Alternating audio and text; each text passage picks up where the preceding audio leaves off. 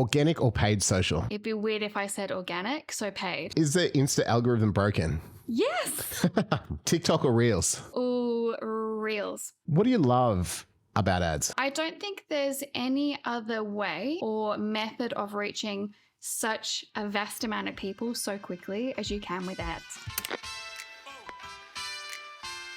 Lauren, welcome to the show. I'd love to hear about your background. We just heard about when you came to Australia, but tell us about why you started Cali Social in the first place. Yeah. Okay, so the first thing to note is that it was never planned. I don't come from a marketing background. I actually studied economics and financial math. So data has always been something that I've gravitated to and I was good at. But when I found myself in the corporate world, which was everything that I aspired to be, that was my whole dream as a kid, was to wear a suit, be in the city. And when I got there, I hated it, like with a passion, hated it. I didn't know what I wanted to do after that. I felt pretty crushed that everything I'd worked towards didn't come into fruition. So I packed a bag, came to Australia for a holiday, and because I was on a visa, the only thing I could do at that time was go out into regional and work in a pub. So I was working in a pub and I was just so fascinated with social media at the time. And this was right at the beginning of Facebook and Instagram. So timing was definitely on my side. And I would work in the bar at nighttime, and in the day I would teach myself all about social media. I'd learn about it. And because the data side of it interested me so much, that's what I got into, and that's where ads naturally lies. I then, when I got my actual visa that allowed me to work, I worked in agencies in Brisbane, and then as most people do, I knew I could do it better. I knew I could create better campaigns. I knew I could report better, make better decisions because I had that data interest that not many marketers do. Yeah. They have that creative side. Yeah. And they don't really understand the numbers. And for me, it was the other way around. So I went off on my own and I built a client list really quickly. And that enabled me to grow a team and get to where we are today. And actually, it's an actual agency now, which still blows my mind. But it's a really cool story and progression that has just happened so organically. What time frames has this happened over? Yeah. So I was 21 when I came here. I then taught myself over about a 3-year period. And then when I moved into agency land, I worked there for 3 years. And then when I was 27, I went out on my own. Yeah. Fearless. So how do you get work in as an ads agency, with ads yourself or a combination of ads and social? Okay.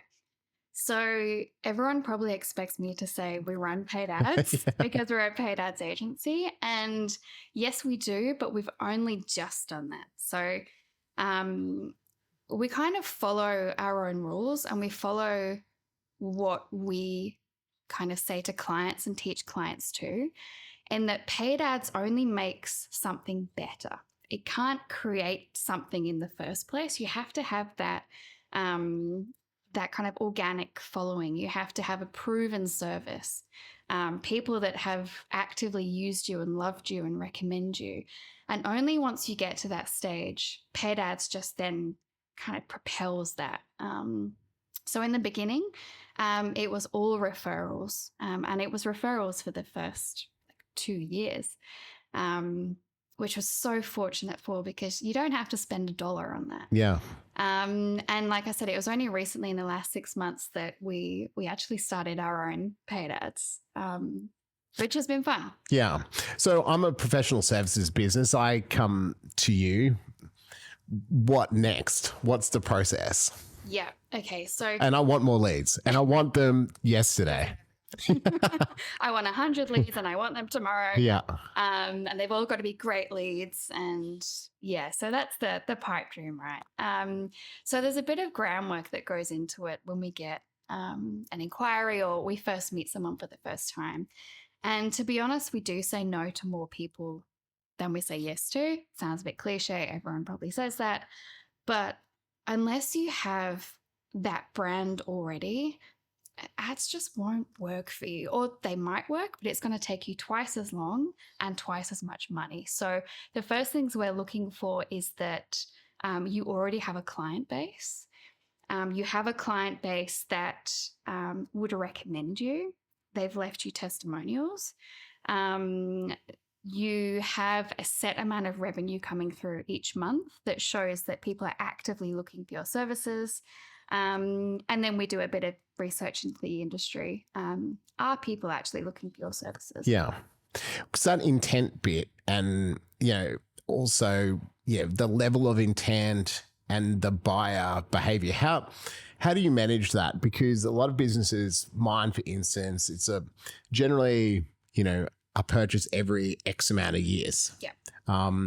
Versus a very much, it might be a law firm and someone's, going through a divorce or something, they have a hair and fire problem, they need to get in touch with something. Yeah. So how do you manage those two different things? Because they obviously have different goals. Because every time I've done ads, they haven't worked so well, frankly, and I've done lots of them because of intent. But they work differently. So from my perspective, it's relationship building, lead generation over time, and email newsletters, blah, blah, blah, going through that funnel versus I need Mike to build me a new website this week or a new brand. So, how do you have that discussion with the businesses?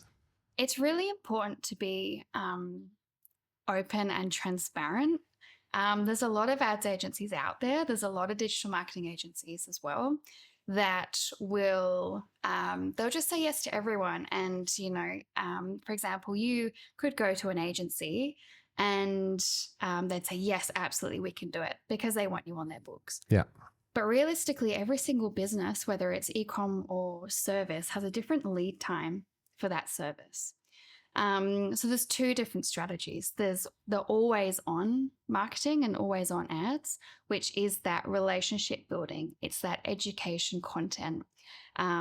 It's making sure that you are, you're still in front of people when they're looking. Even podcasts, you can make snippets of podcasts and turn them into ads. Yeah.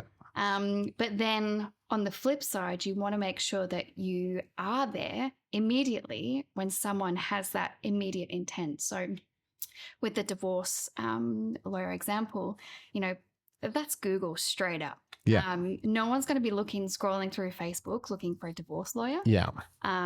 So making sure that depending on the services you offer, it kind of, it determines which platforms you're on. But there's always two sides. There's always that long-term relationship building, especially for longer lead times. And then there's that really quick, short snap, high intent Google. So which platforms do you use? All of them? Or and I'd be really interested to hear, I guess, the difference between, and you described some difference there, but the difference between, say, Meta platforms and Google or even LinkedIn. Yeah. So as an agency, we offer all platforms. I do have my favorites. To be honest, Google is my favorite. And I think the reason it's my favorite is it's so data heavy. You're kind of right or you're wrong. There's no, the data can tell you exactly what's happening. Yeah. Whereas with Meta or TikTok, it's so fluffy almost. There's so much, so many things that go into it, and you never really know what is working and what's not. Is it the hook on your video? Is it the video length? Is it the emojis? Is it the caption? Whereas with Google, it's there. Yeah. You can change that. And depending on, I guess, the life cycle of your business, like I just mentioned, would determine which platforms you use. I mean, ideally, you could be on multiple. It's always best to have an omni-channel approach. An omni-channel simply just means having an ecosystem of channels to use. It's not just pulling everything in the one. Google is very good for conversion. So it's the place that people go when they've done their research and they just want to buy, or they're actively researching. You get a much higher intent, much higher conversion rate compared to a platform like Meta or TikTok. You're pushing your brand out to lots and lots of people in a short space of time. So it's almost push marketing, and then Google's pulling them in. Right. So yeah, it's really cool. They're ideally both used together. So you can create that demand and then reel that demand in. So in a scenario, a new business come to you, what are the timeframes to work out, is this working and is it not? Yeah. So we actually made a company-wide decision last year to have a kind of entry requirement for us to work with a brand.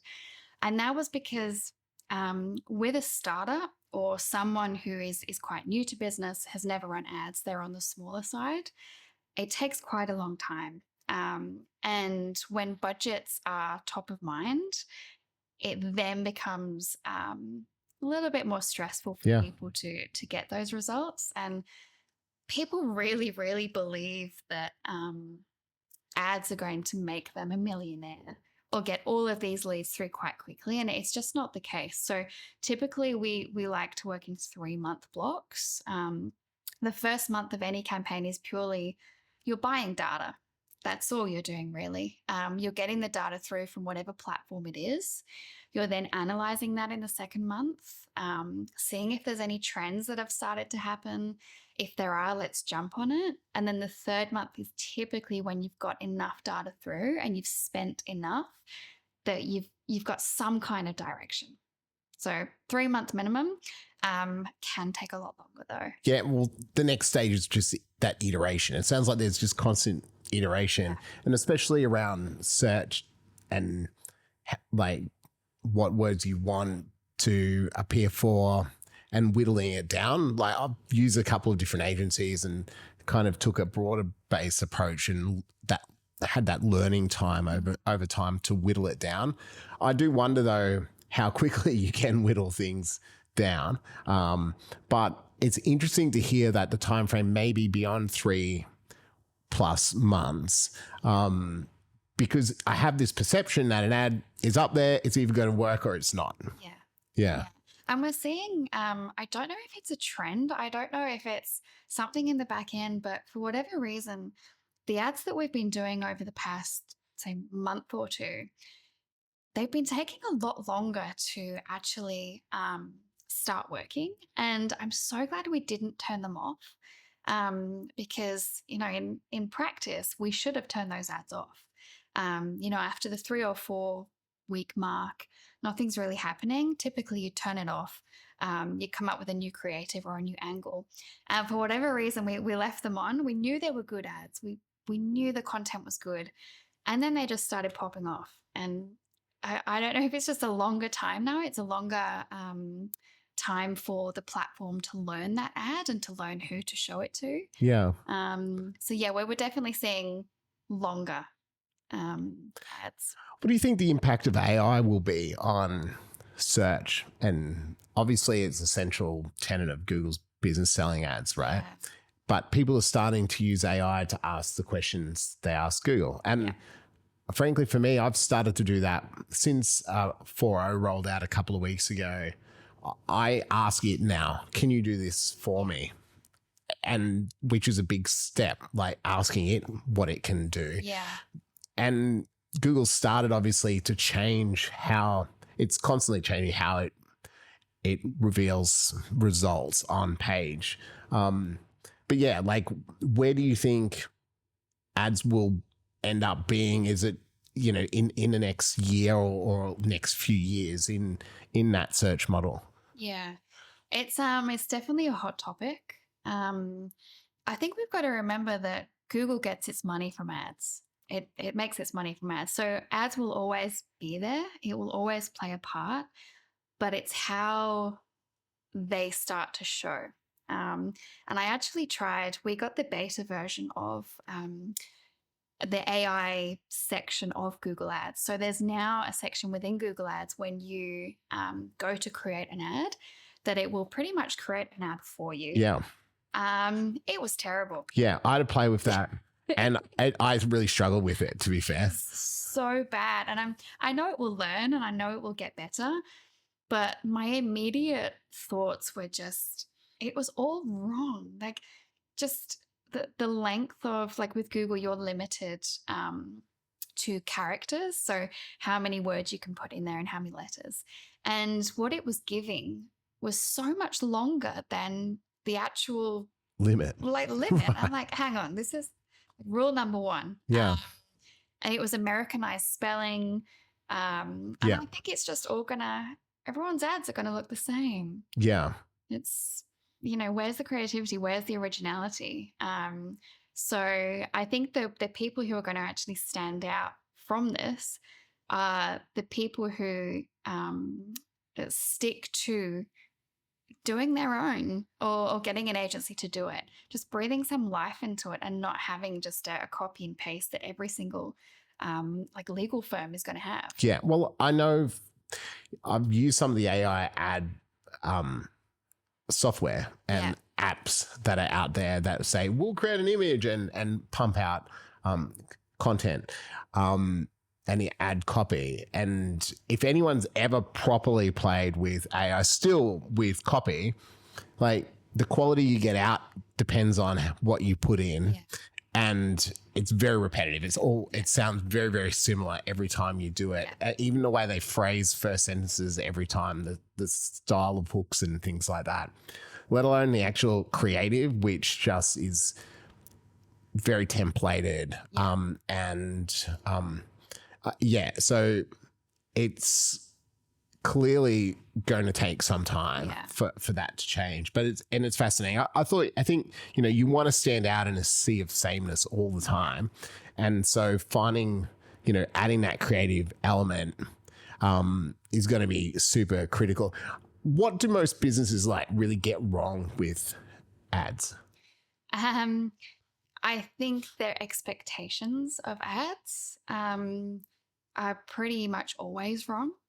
There is an expectation that ads will completely change your business. They will, make you X amount of dollars in a really short space of time.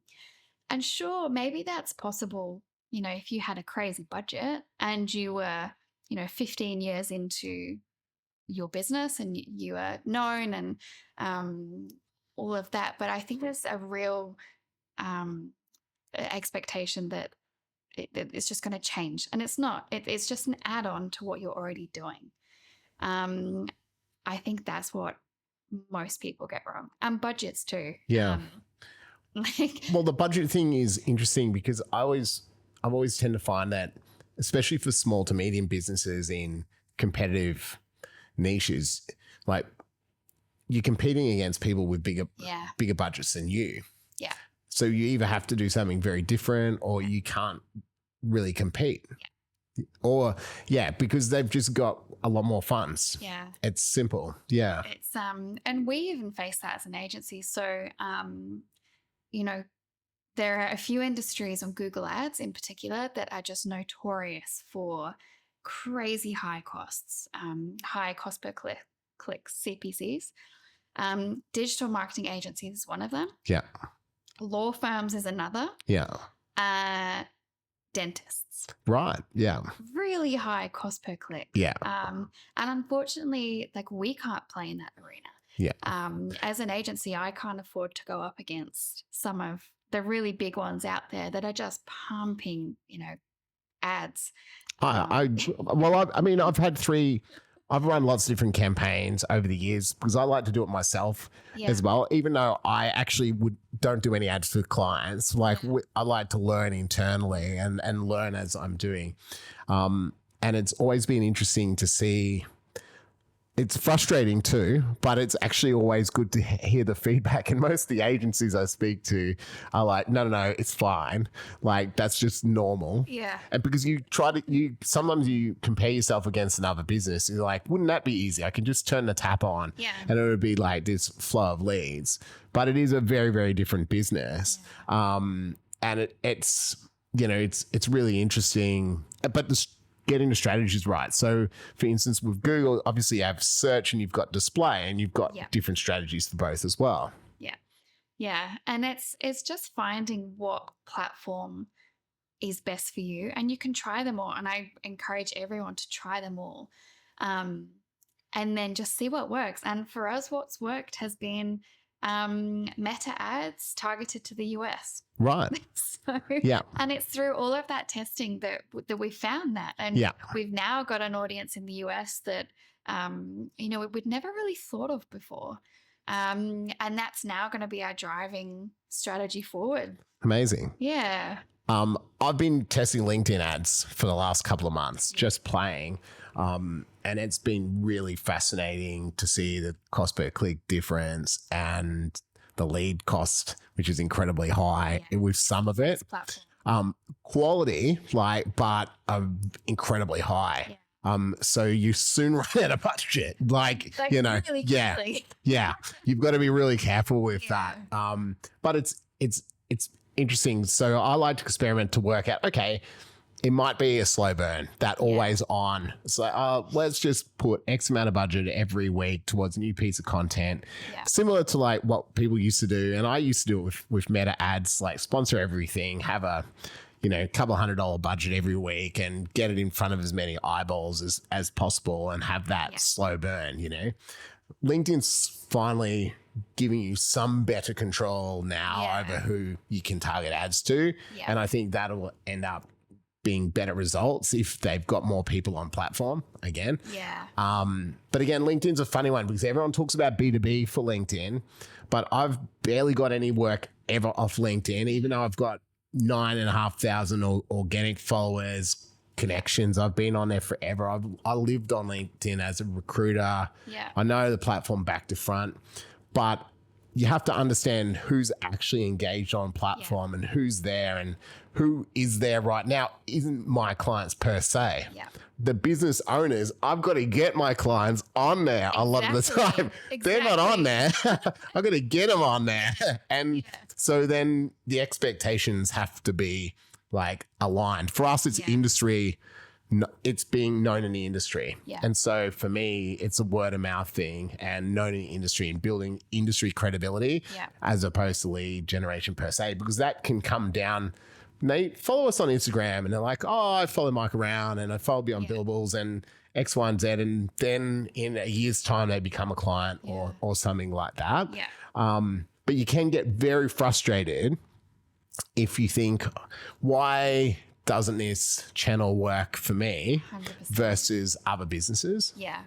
And it all comes down to that strategy. And we've never got anyone from LinkedIn either. And it's funny because you think that is the platform that you would get referrals from and people inquiring. And exactly like you said, the people you're targeting, the business owners, they're not on there. They're not on there. Senior management's on there, or people looking for a job, or people looking to build their own brand. But are people on there to consume content per se? A very small amount of people.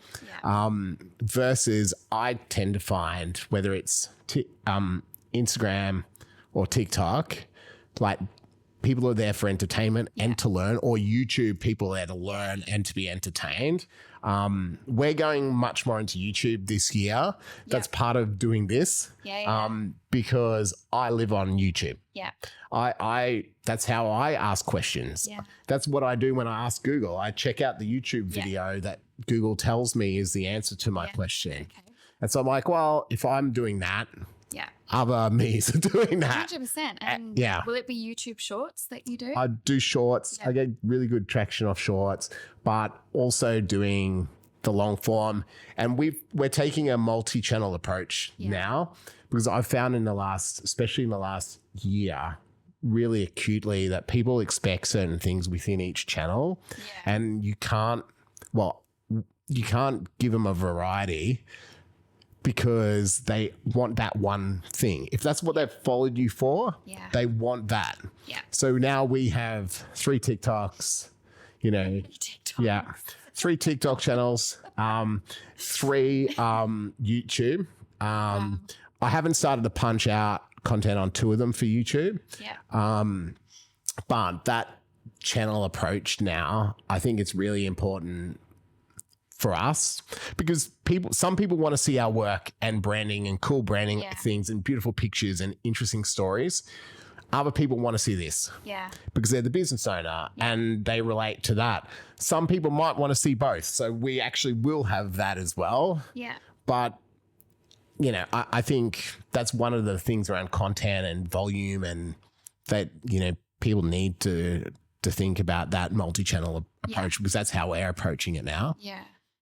And it sounds like you know your audience, or you've spent some time working on it and knowing that it's not just one. There could be like multiple arms to this audience. Well, absolutely. We all need to. Yeah. And I think it's really important. And it's like, why are they turning up on certain platforms?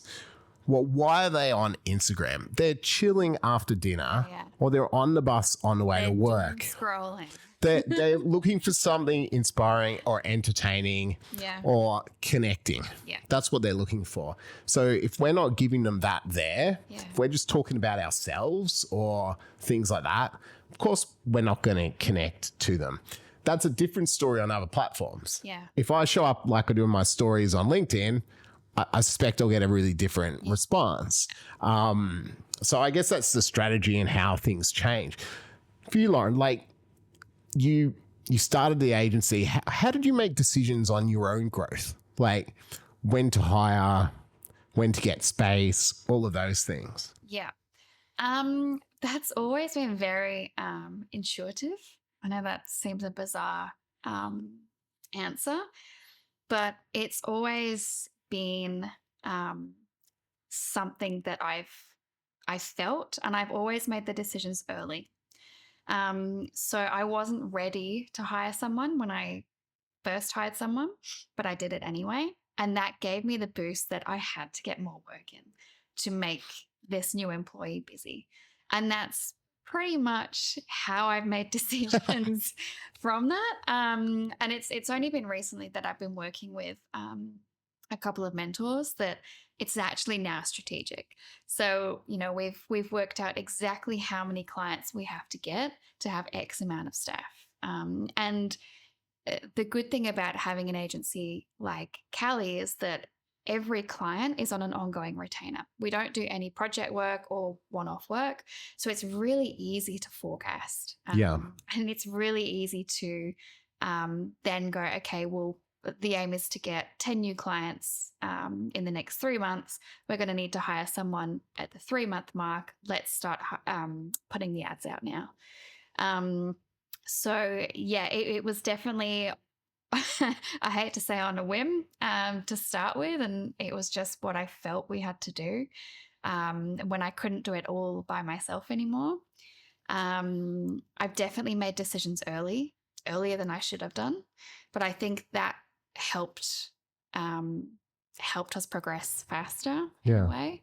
And yeah, it's only been in the last 6 months that it's now actually planned out and strategic. How do you make decisions on pricing, and how have you approached that? Okay, pricing I have found quite difficult. We don't do hourly. That's one thing I've never ever done, and I never will do that. I think it diminishes the value of what we do. With ads, the value that ads can bring can honestly be phenomenal. It can be business changing, life changing for the right people with the right strategy. So it's always been on a value based system, and it's an ongoing retainer. And I found it really difficult to price because no other agencies are forthcoming with how they price. And I had no idea what other people charge. And I have tried to what do you call it when you get someone to pretend that like you download everyone else's services guides and pricing guides and stuff. I can block the people calling me because they're doing a sales call. I've had friends pretend to own businesses and contact them, but they've always had to go through a sales process, like a sales call, to get this pricing, and it's just so difficult to see what other people are pricing. So I've honestly just done it quite logically with expenses going out and a certain profit margin in mind. And I always go for that 30%.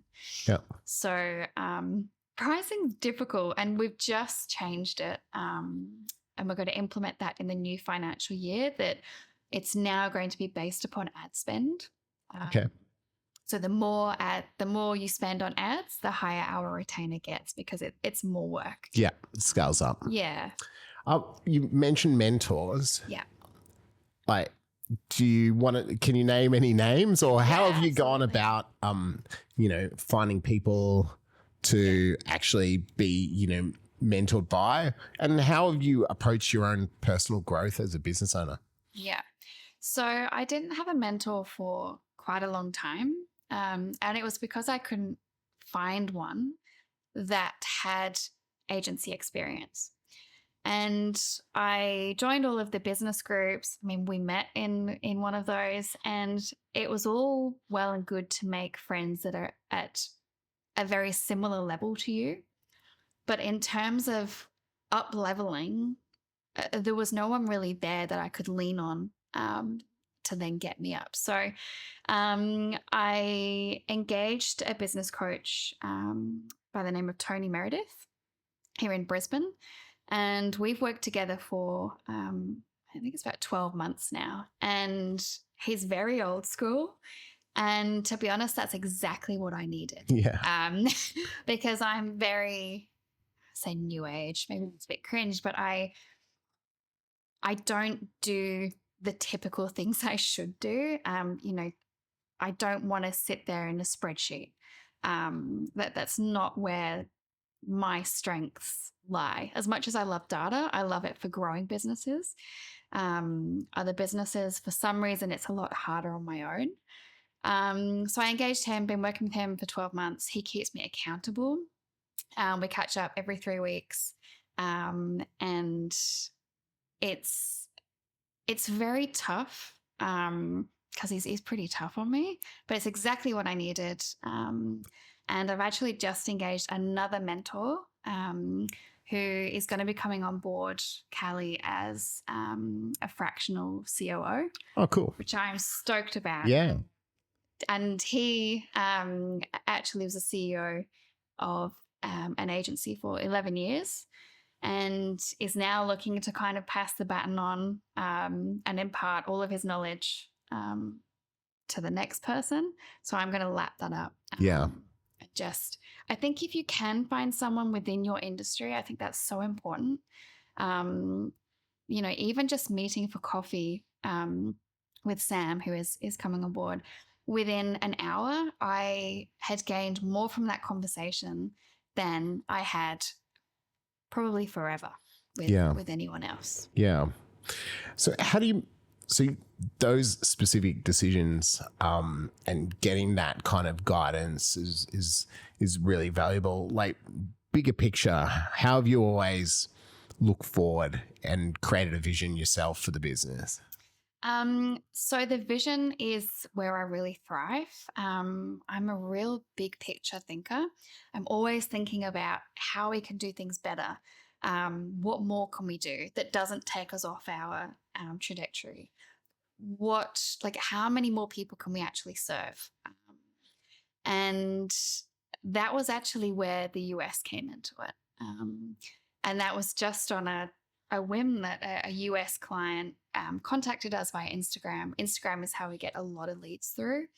I think it helps that our name is Cali Social. Yeah.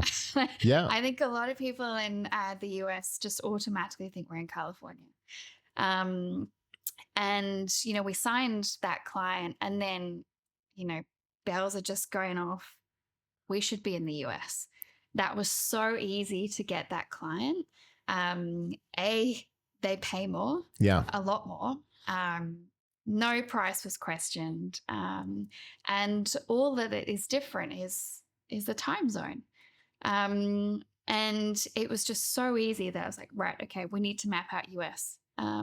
So I planned that out. I went as far as looking for grants.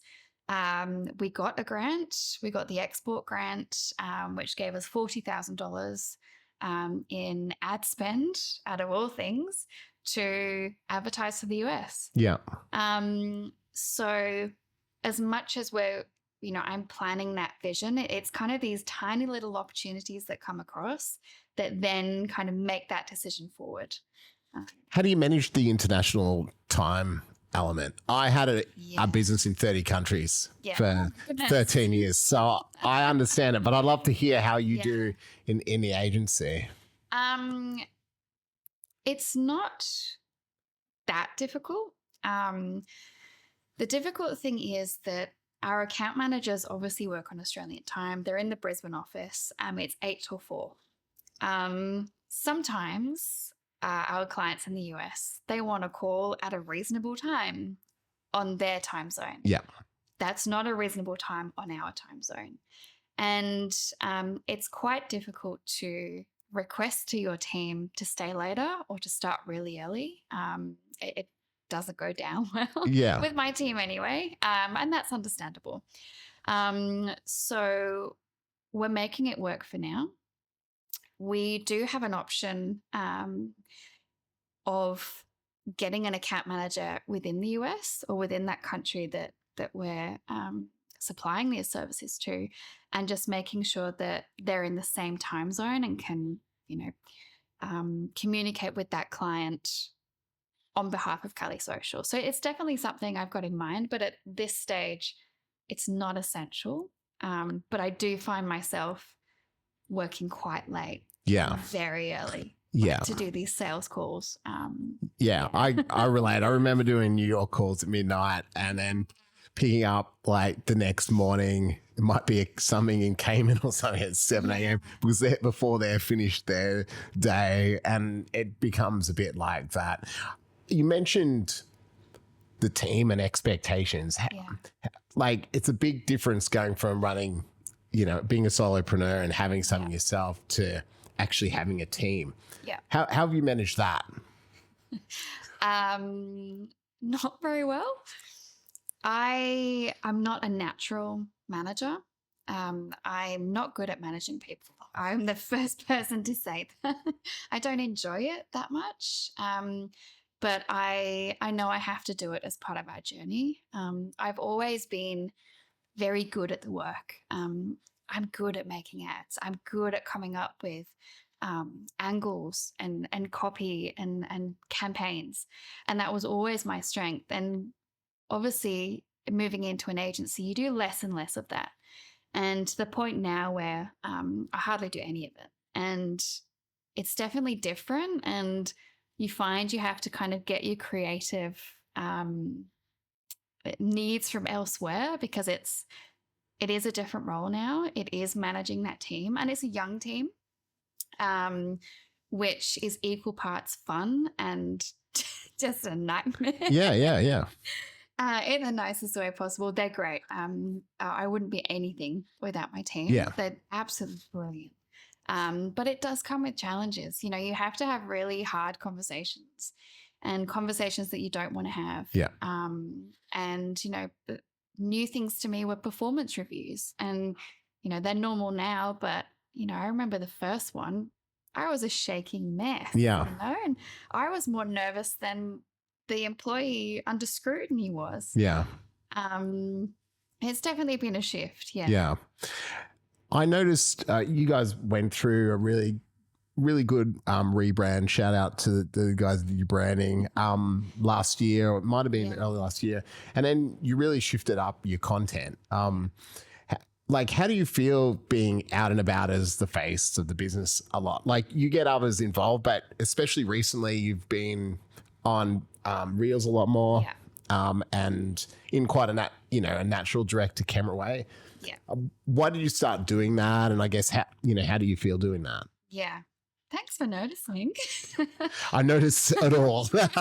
We're always looking for what people are doing and doing well, and what, how they're showing up and what might be changing as well. Yeah. It was a very conscious decision to do that. I think with the growth of the agency, I never wanted to be the face of it. Freelancing was different because it was, but when it grew into an agency, it was so much bigger than me. And I pretty much removed myself from social media. I wasn't on any of the posts. And people knew that. And people were catching on. We were getting less engagement. Our engagement just dropped, absolutely tanked. Same with comments and reach. And it became stale. It was so boring and stale. And yes, it looked pretty and aesthetic. It's what we do, but the actual content was not there. So you still do the pretty bit well. Like you'll use a good thumbnail, and then it'll be yourself on a bit. But that's good. Yeah, and it'll be a face to camera. Haven't done anything professional video. I will do. That is part of the strategy moving forwards. But it was a conscious step back in to say that actually Cali Social, it is me.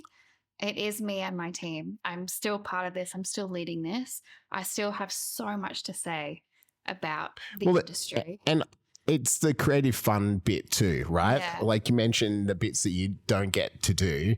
Yeah. For me, it's just like doing this, or sometimes I'll just write a random blog post just because I like to write. And you always have to carve that out. I think it's great that you've done that with video in a way that, works for you as well. Yeah. And it's really quick, and I'll film, 4 or 5 just in one go. And it's just in my office, just speaking to the camera, and it will just be about something that I've thought about. Some of them aren't anything groundbreaking, but some of them are things that people need to know. Well, you've been honest, and that's the thing too. Like you're being honest about things, and I think that's what we all look for. We're on the platform. There's a lot of false stuff on social media where people, make out certain things, or we all kind of do. We put our wins up because we want to be, that's important, and we feel embarrassed by our losses. So why would I talk about my loss? But the magic is in the hard bits. For me, I'm way more interested in myself as a business owner hearing about the hard bits than I'll cheer for the good bits. But it's like, I want to know the hard bit. I've thought about that recently of, everyone's feeds, they're all so positive, celebrating wins. Like, what would happen if I put up a post about, say we lost a client?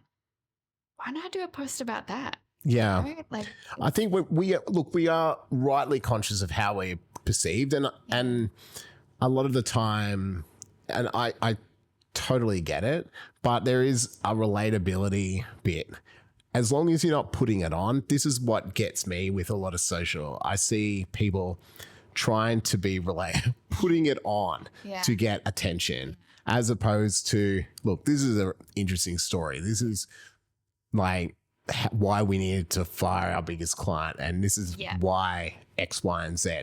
That stuff I relate to. But I'm probably a bit like you. I sit there and I think, is this going to be valuable for someone? Is this interesting? And a lot of time I also think, am I doing this just for attention? And I don't like that, even though I should be. Actually, Steph was saying to me, well, the outcome, Michael, is that you're helping them. And I'm like, I get that, but I don't like the game sometimes. And sometimes I feel like I'm putting something up and it's just my ego. Yeah. And I don't want to ever come across like that. I know some ego is healthy, right? Yeah. Some stuff I'm like, oh, no. You do have to be careful because you do want to, and I'm not saying you don't celebrate wins, because I legitimately, like, a new project will go live and client work goes live.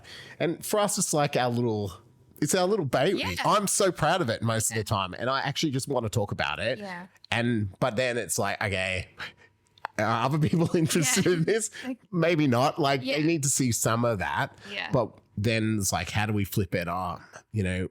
How can we make it valuable for the people so that they can think, oh, I can do this in my business to be valuable? Yeah, 100%. So you've been on this journey with Cali, and you've recently acquired Collabosaurus. Yeah. Tell me about Collabosaurus. What is it and what is the platform? Okay, so Collabosaurus is a tech platform, and it's a marketing platform that matchmakes brands to other brands. So it's like a dating app, but it's for brands. So very much like a dating site where you sign up, you tell the app exactly what you're looking for, what you can offer, and then you swipe through your matches and you accept and reject. And then if you accept, then you can start talking to that brand within the platform. So what do you mean offer though? What? So yeah. So let's just say we could collaborate. We've both signed up and the algorithm in the back end has matched us together. So I could offer and 90% of the matches and collaborations that actually happen on Collabosaurus, there's no money that's involved in this. So it's things like product collaborations, limited edition, giveaways, Instagram giveaways. So I could offer you, our email list, let's just say we've got 2,000 people on the email list. I can offer that. Okay, cool. I've got a podcast. Yeah. So the services we can offer each other. That's what you put. That's what matches you together. And then that's what you then get matched and talk about. So it does have an app, so you can do it on your phone. And also there's the desktop version as well, which most people actually use the desktop version. Okay. Yeah. I think he's right, mate.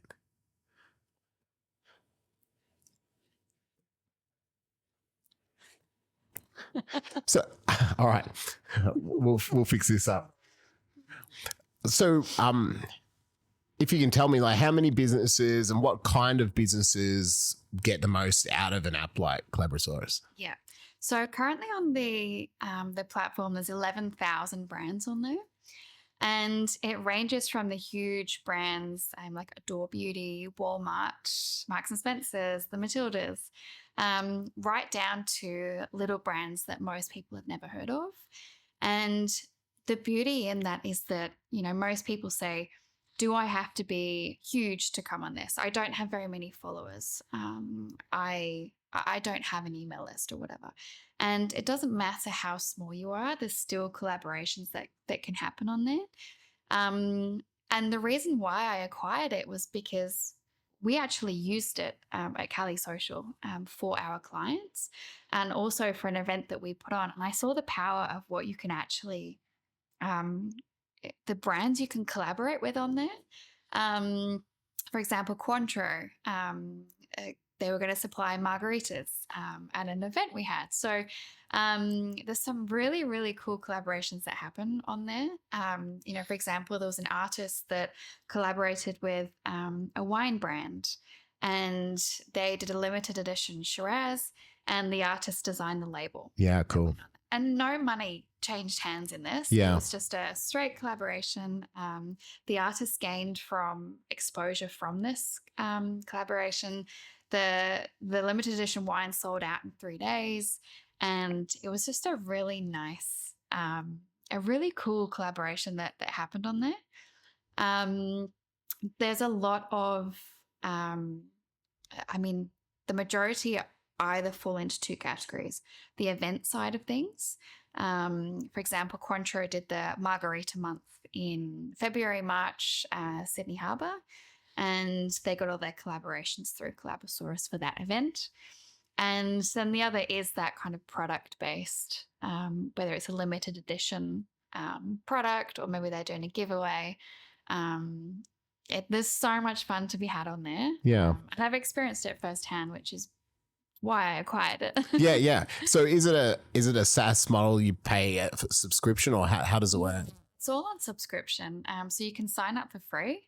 And then on the free version, you get to see your top match. And then there's a paid subscription. So the basic tier is $66 a month. And you get unlimited connections. You can see who you've matched with, and then actually start messaging people. So yeah, there's tiers.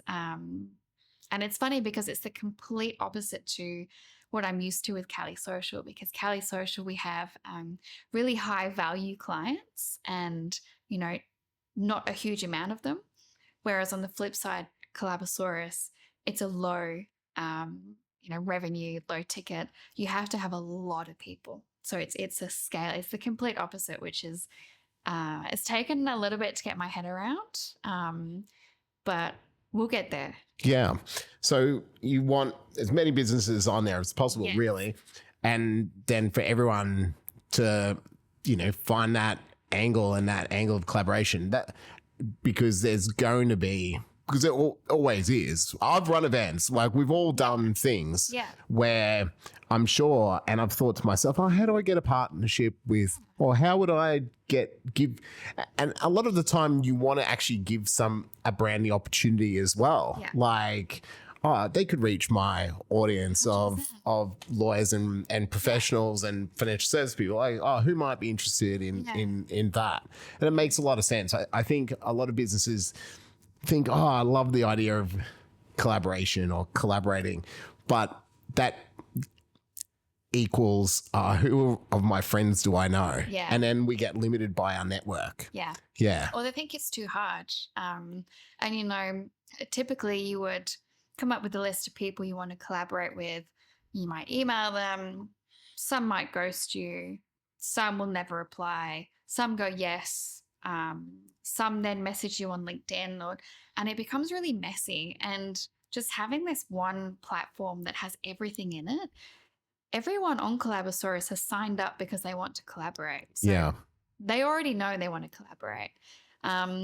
And everything is kept within the platform, the messaging, the replies. So it's really streamlined. It's a really easy way to collaborate. So you're running multiple businesses, and you've been on a growth journey in the last couple of years. How do you deal with your own wellness, mental health side of things? Because there's pressures with all of it. Yeah. Routine has been my savior in many, many, many occasions. My gym, I go to 5 times a week. That is a non-negotiable. I love it. It's like a HIIT class, like F45 style. And I don't feel right when I don't go there. And it's just become so natural that I go there straight after the office. Having that helps me sleep. I do have a tendency for my brain not to stop. And that's where the magnesium helps. So we're going to the gym, we're taking the magnesium, and making sure that I get help when needed, whether that's prioritizing stuff in my personal life rather than sending that email. Delegating is huge. It's a no-brainer. And having a psychologist. Yeah. Huge. Yeah. It's been huge for me. I've talked about it a little bit. So how long have you had a psych for? And I guess what do you get most out of that? Yeah. It's someone to talk to that has no idea about any of the people you're talking about. Tick. Yeah. And they have no connection to your business. They're not in the office. It's a really impartial way for someone just to listen. I come home and I download to my husband and I think he's sick of it. And fair enough. Yeah. No, we all, yeah. It's every day, and this has happened, and this person said this, and the tax office has contacted me, and all of this stuff that you're just downloading on someone. And when you take that home into your personal life, that becomes a whole thing in itself. Yeah. I did that for 10 years and it was not a good thing. No. At all. Yeah. And I had to learn really the hard way. I mean, thankfully, my wife was patient, but it got to the stage where, and I recognized how much of that downloading, because you buy yourself, so you don't have anyone else to. It's not like, when you're working in a job, you can go to lunch with someone and you can, download, you can, say whatever you want to them, but you can't when it's your own business. So then your partner has to cop it most of the time. And the repetitiveness of it was, she's like, you've talked about this for like 3 months. What are we still talking about? Yeah. And there's a point where all of a sudden they stop asking. Yeah. They stop asking how your day is being. Yeah. Because they're full of it. Like they can't take anymore. And it's recognizing that. And I think having the psych just kind of allowed me to redirect all of that to someone else that actually has really good answers. Yeah. Well, the answers thing is the bit for me. I've always found I've been searching for answers, whether reading books or listening to podcasts, and you still always do. You're looking for that little different angle and different way of thinking. But a good psych gives you some good answers without you having to search for it. Yeah. Yeah. And it's things like understanding why you do certain things or why you don't do certain things. Like for a long time, I had real issues around like letting staff go if they had to go. Yeah. That should have been a really quick, easy decision. I should have just, here's the door, you need to go.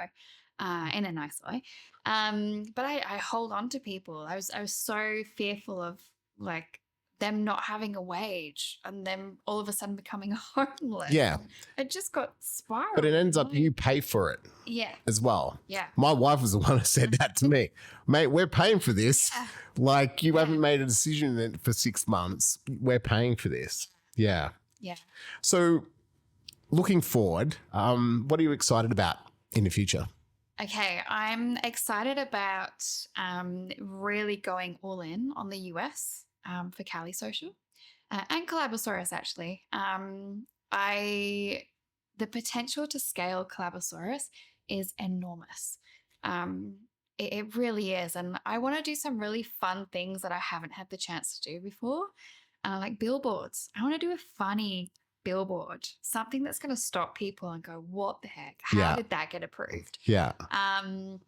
And more of the traditional marketing that, again, I've never really done, and like magazines, heaps more podcasts, definitely in the US too. So the US is, I've got love heart eyes for the US at the moment. Yeah. I want to get over there. I want to spend some time there and just see what I can do. Yeah. Sounds like a plan. Yeah. Lauren, thank you for coming on the show. Thanks for having me.